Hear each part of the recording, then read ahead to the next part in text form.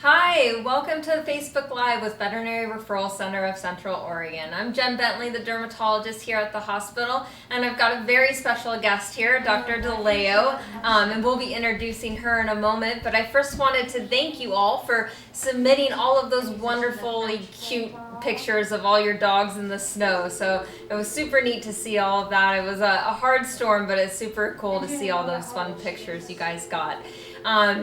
And I'll actually go ahead and let Dr. DeLeo introduce herself. She is our new ER doctor here, and we are so happy to have you. I'm super excited to be here. I grew up in a small town in Northern California called Ukiah, kind of north of San Francisco. And then I moved over to UC Davis to go to undergrad, and I got my degree in animal science and management. So I actually did a little bit of ag econ too. So I did a lot of accounting in undergrad. Really? Yeah, I did a lot of accounting in undergrad. I liked the business aspect. And then I went to vet school at Western University of Health Sciences in Southern California. So we bounced down there.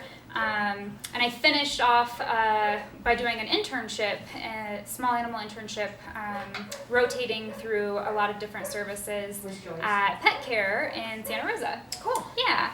And then I worked in Sacramento for a little over a year, doing mostly ER and some GP, and now I'm here. Awesome. Yeah, and really you've been excited. here since January, I've been here right? since January, yeah, so a month and a half, yeah. How are you enjoying Bend? I know it's hard to get out right now. Oh, we're loving Bend.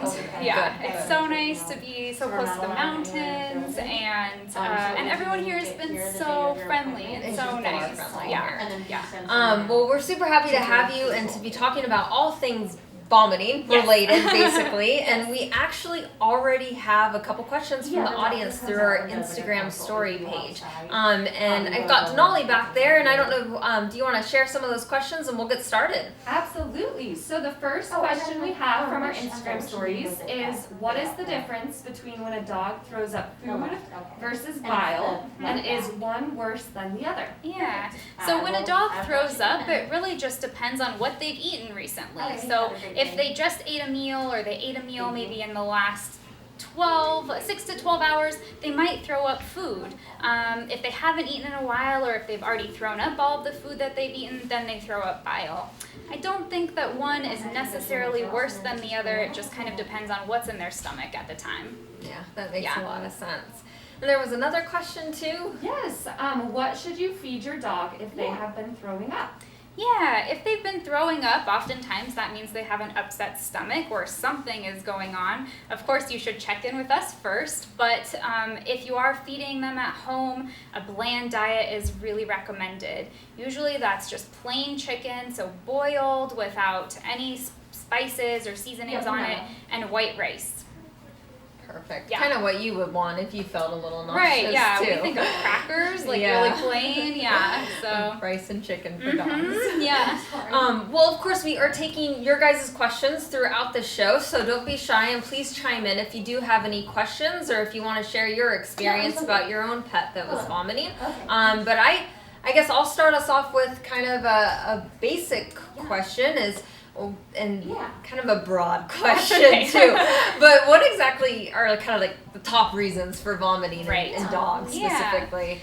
I would say really commonly in the emergency room, we see dogs that come in for vomiting for eating things they're not supposed to. So they chew on toys, or they eat rocks. Wood chips are popular, or they get into things like the trash, or steal your food off the counter, something that they don't normally eat that upsets their stomach, and they start vomiting. How many times do you think that owners actually know they've eaten something versus don't know? Maybe 50-50. Yeah, I feel like half of our owners have dogs that are repeat offenders, so they know that they're going to eat something they're not supposed to, and the other half are completely surprised. Yes. Yeah. I have a dog who's a repeat offender. Oh, no. Yeah. What's the craziest thing you've seen eaten? I've seen the craziest thing even. Well, I had a dog, it's one of my favorites, who ate a whole pizza. He ate a whole raw pizza, and the raw dough is dangerous. So we did actually have him throw up at the hospital. He wasn't throwing up at home. And he threw up the pizza whole still. So that was pretty impressive. Yeah. Well, we have a question. We do have a question from Susan, and she'd like to know, is bile an indication of acid in the stomach? Bile certainly can be an indication of acid in the stomach, but there's normally acid in the stomach. So it's a normal finding. There's always acid in the stomach, helping to break down food and start digestion.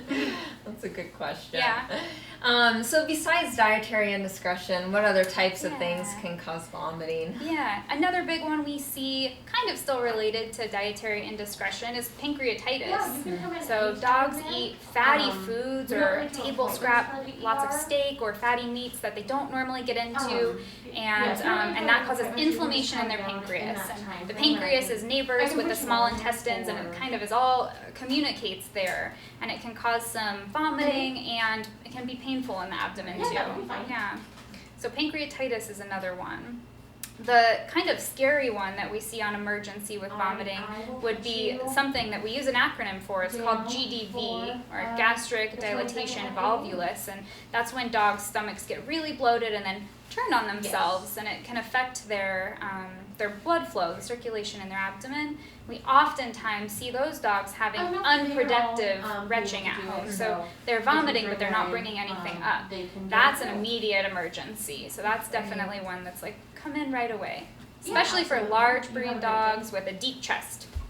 Great Danes, German Shepherds, those kinds of dogs. Are there any other risk factors that have been discerned, or people have always said, oh, don't, run your dog after you feed it, but is that more of a myth? Has there been any studies after that? I'm not sure. No studies that I'm aware of for that one. My dogs certainly run around after they've eaten, and they seem fine. So that might be more of an individual dog, case-by-case basis. Awesome. Yeah. Okay. Yeah, I've heard that with swimming too. Like you shouldn't eat and swim, but I haven't actually ever seen anything negative come from that. Sure. Yeah. Sure.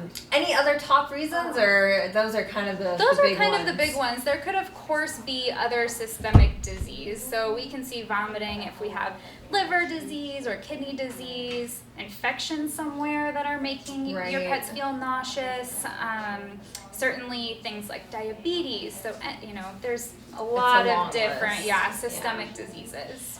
Yeah, so I guess that kind of brings us into the next question is, what would an owner, and it's hard because it is such a long list for these, but what would an owner expect if, they had a vomiting dog and they brought it in here? What kind of diagnostics or treatments should they be expecting here? And that may be a hard question, I guess, to answer. I feel like we start with two main ones. Yeah. So that's we can start there. Oftentimes, if your pet is vomiting, we're going to recommend doing some blood work. And what we're looking for on the blood work are all of those kinds of diseases that I was just talking about. We're checking the liver and the kidneys. We can also check for signs of dehydration associated with vomiting on blood work. And we oftentimes get hints about endocrine diseases as well. And then the second main diagnostic is x-rays. We're going to look at your dog's belly and see if we see an obvious foreign body or distension in the intestines that makes us worried about an obstruction. Yeah, and then from those diagnostics, we might recommend additional ones based on what we find. But those are kind of the two core diagnostics we would start with. Perfect. Yeah. Perfect. And then this question, I think I'm always kind of torn with my own animals sometimes, but for example, if I had vomited once, I wouldn't be going to the emergency room. So, but it's also hard in animals because you don't know really how sick they are. Yeah. So when would you suggest that they should get evaluated, or when would you suggest hey, this is really, really critical? Are there certain signs you would suggest for people at home to watch out for? So good point. I think if your pet is acting totally normal at home, they have a good appetite, good energy level, and they throw up once, you probably don't have to come in right away. I think if they're throwing up multiple times, then it's worth a trip to the hospital. Or if they have other symptoms that make you concerned, like they're lethargic, or they don't want to eat their food, they have diarrhea too, those would all be reasons to come in.